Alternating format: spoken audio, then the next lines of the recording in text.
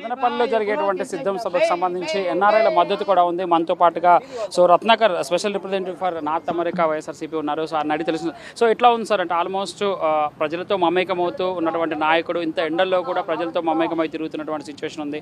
So ఇక్కడ మరి కాసేపట్లో మదనపల్లిలో సభకు ప్రారంభం కాబోతుంది. చాలా వరకు చూస్తుంటారు మీరు వచ్చేటప్పుడు కూడా, ఎట్లా అనిపిస్తుంది మీకు? ఇది ఇంకొక మరో చరిత్రకు శ్రీకారం చుట్టబోతున్నారు జగన్మోహన్ రెడ్డి గారు. 2019 ఎన్నికల్లో 151 చేస్తే ఈసారి sir slogan double century, target 175 + 25 ఎంపీలు. మేము ఈరోజు రాజంపేట ఎంపీగా ముచ్చటగా 3వ పోటీ చేస్తున్న మిథున్ రెడ్డి గారికి మద్దతుగా ఇక్కడ ఈ ప్రచార కార్యక్రమాన్ని ప్రారంభించాము. మొట్టమొదటిసారి ఆయన కేంద్ర మంత్రిగా పనిచేసిన ఈ పురంధరేశ్వరుని చిత్తుగా ఓడగొట్టి ఒక రికార్డు సాధించాడు. ఇప్పుడు 3వసారి మాజీ ముఖ్యమంత్రిని 3 లక్షల పై ఓట్ల మెజారిటీతో ఓడగొట్టి ఒక చరిత్ర సృష్టించబోతున్నాడు.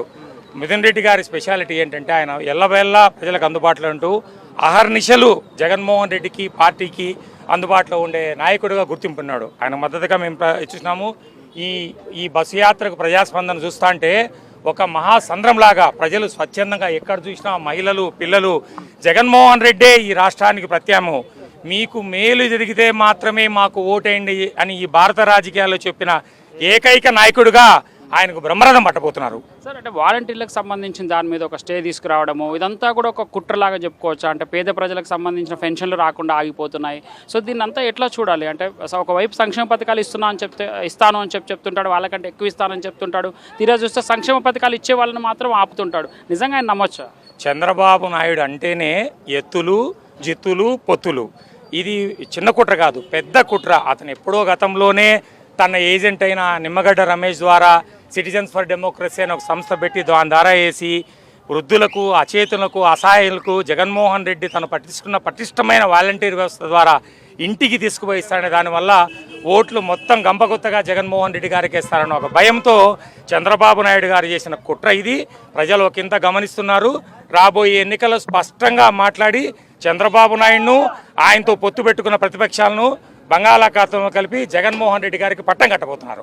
సో మనతో పాటు మధుగా అన్నారు. So he is well known about ITC wing. So అన్న ఎట్లా ఉంది? మీరు వస్తున్నప్పుడు చాలా చూస్తుంటారు. సో జనాలు మనం ఒక సోషల్ మీడియా క్యాంపెయిన్ చేసినప్పుడు చూస్తుంటాం. బట్ ప్రాక్టికల్గా వచ్చేసరికి ఇక్కడ ఇంతమంది జనాలు ఇంత ఎండలో సో ఒక నాయకుడి కోసం ఎంత డబ్బులు ఇస్తే వస్తారన్న? అదే ఆశ్చర్యం. ఎందుకంటే ఈరోజు జగన్మోహన్ రెడ్డి గారికి గతంలో 5 సంవత్సరాలుగా జగన్మోహన్ రెడ్డి గారు చేసిన సేవలకి కృతజ్ఞతగా ఈరోజు రాష్ట్రంలోని ప్రజలందరూ కూడా, ముఖ్యంగా పేద ప్రజలు, మధ్యతరగతి ప్రజలు, ప్రతి కుటుంబంలో లబ్ధి చేకూరింది. కాబట్టి 40 డిగ్రీల వేడిలో కూడా ఈరోజు దారి పొడుగున ఆయనకి 3 గంటలు 4 గంటలు వెయిట్ చేసి చిన్నపిల్లలు, మహిళలు, వృద్ధులు అందరూ కూడా ఈరోజు ఆయనకి బ్రహ్మరథం పడుతున్నారంటే గత 5 సంవత్సరాలుగా ఆయన చేసిన మేలుకి మరొకసారి ఆయనను చూసి వీలైతే ఒకసారి పలకరించి కృతజ్ఞతను తెలుపుకున్నామన్న ఉద్దేశంతో ఈరోజు ప్రజలు బ్రహ్మరథం పడుతున్నారు. రాష్ట్రంలో అన్ని నియోజకవర్గాలను, అన్ని పార్లమెంటు పరిధులను తగిలే విధంగా ఈ మేమంతా సిద్ధాన్ని ఏర్పాటు చేశారు. ఈరోజు ప్రజలు ఈరోజు చూస్తే తండోపతండాలుగా వస్తున్నారు. కాబట్టి ఖచ్చితంగా రాబో రోజుల్లో ఏదైతే ఎలక్షన్స్ ఉన్నాయో, ఇప్పుడు ఏవైతే 151 సీట్లు ఉన్నాయో 151 కంటే కూడా మెరుగైన ఫలితాలు రాబోతున్నాయనేది ఈ ప్రజల్ని చూస్తేనే చెప్పచ్చు. అంటే వాళ్ళు అంటున్నారు, అంటే నేను గ్రాఫిక్ చేస్తున్నారు, ఇంతమంది జనాలు రావట్లేదు అని చెప్పే ప్రయత్నం చేస్తున్నారు. ఇంత ఎండలో అంటే ఉదయం నుంచి మేము కూడా ట్రావెల్ చేస్తున్నాం. 9:30 నుంచి మొదలుకుంటే ఇప్పుడు సిద్ధం సభ వచ్చేంత వరకు దాదాపుగా 40-45 డిగ్రీ సెంటిగ్రేడ్లో ఉంది. మీరు వాళ్ళని చూసినప్పుడు ఎట్లా అనిపిస్తుంది? ఏం చెప్పాలనుకున్నారు? వాళ్ళతో మీరు ఇంటరాక్ట్ అయ్యారా? ఎట్లా ఉంది?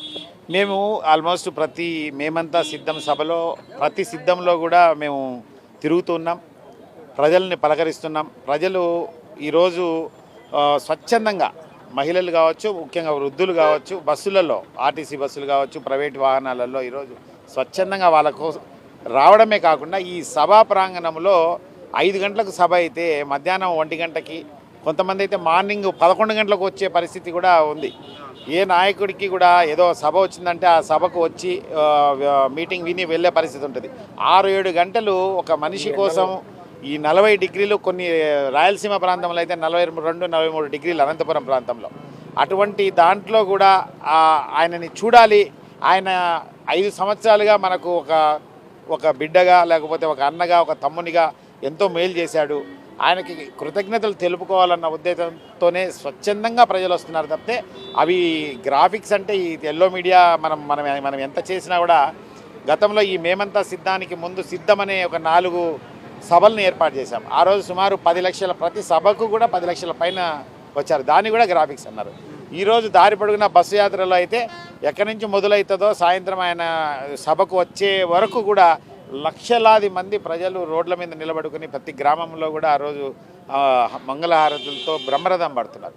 ఇవన్నీ కళ్ళారా మనం చూస్తున్నాం. ముఖ్యంగా మీడియా మిత్రులు మీరే చెప్పాలి ప్రజలకి, ఈ ఎల్లో మీడియా చేసే ఏదైతే దుష్ప్రచారం ఉందో ఆ దుష్ప్రచారాన్ని ఖచ్చితంగా మీడియా మిత్రులు, ముఖ్యంగా ప్రజలు సోషల్ మీడియా ద్వారా ఏదైతే జరుగుతుందో, ఆయనకి ఏదైతే మద్దతు ఉందో ఆ మద్దతుని ప్రజలకు తెలిపాలి. అందులో భాగంగానే మేము కూడా ఈరోజు ఈ సభకు రావడం, కనీసం ఒక 1000 మందినైనా కలుద్దాము, ఎట్లా ఉంది స్పందన అనేది తెలుసుకుంటే, ఈరోజు ఒక 1000 మందిని మేము పలకరిస్తే 990 మంది మేము మా మద్దతు జగనన్నకే, జగన్మోహన్ రెడ్డి గారికి అని ఈ మదనపల్లె పట్టణంలో ముఖ్యంగా మిథున్ రెడ్డి గారు కావచ్చు, ఇక్కడున్న వేరే నిసార్ అహ్మద్ అభ్యర్థి కావచ్చు, వాళ్ళకే వేస్తాము అనేది ఈరోజు ప్రజల నుంచి వచ్చిన స్పందన. రాష్ట్రమంతా ఖచ్చితంగా ఇదే స్పందన ఉందనేది మా అభిప్రాయం. థ్యాంక్ యూ అన్న. మీరు ఆల్రెడీ యూఎస్లో చేస్తున్నారు. సో గ్రాఫిక్స్ అంటే అంత పెద్ద గ్రాఫిక్స్ని అంత సెట్లేసి చేసేది, సెట్లు వేయడం ఎవరికి తెలుసు, గ్రాఫిక్లో చూపించడం ఎవరికి తెలుసు. సో ఇప్పుడు వాళ్ళ గ్రాఫిక్స్ని కప్పిపుచ్చుకోవడానికి దీని గ్రాఫిక్ అనేటువంటి మభ్యపెట్టే ప్రయత్నం చేస్తున్నారు అనుకోవచ్చు. తప్పకుండా గ్రాఫిక్స్ అన్నా, అసత్య ప్రచారాలన్నా కూడా మీడియాలను మేనేజ్ చేయడం అన్నా దానికి డెఫినేషన్ చంద్రబాబు నాయుడు, తెలుగుదేశం పార్టీ. అవసరం లే, అసలు జనము పట్టనంత జనం ఎక్కడికి పోయినా కూడా ప్రతి 500 అడుగులకు 1000 అడుగులకు బస్సు ఆపమని, ముఖ్యంగా మహిళలు బస్సుకు అడ్డం పడతారు. అది ప్రత్యక్షంగా అందరూ చూడొచ్చు. కాబట్టి జగన్మోహన్ రెడ్డికి కానీ, జగన్మోహన్ రెడ్డి గారి ప్రభుత్వానికి కానీ ఏ విషయంలో, జనం విషయంలో అయితే ఆయన సునామీ, జన సునామీ. జగన్ అంటేనే జనం, ప్రభంజనం. సో కాబట్టి జనాల విషయంలో కానీ ఏ విషయంలో అయినా కూడా గ్రాఫిక్స్ అనేది జగన్మోహన్ రెడ్డి గారు కానీ, వైఎస్ఆర్ కాంగ్రెస్ పార్టీ కానీ అవసరం లేదు. ఇవన్నీ చంద్రబాబు నాయుడుకు ప్రతిపక్షాలు ఆఖరిని కలివి.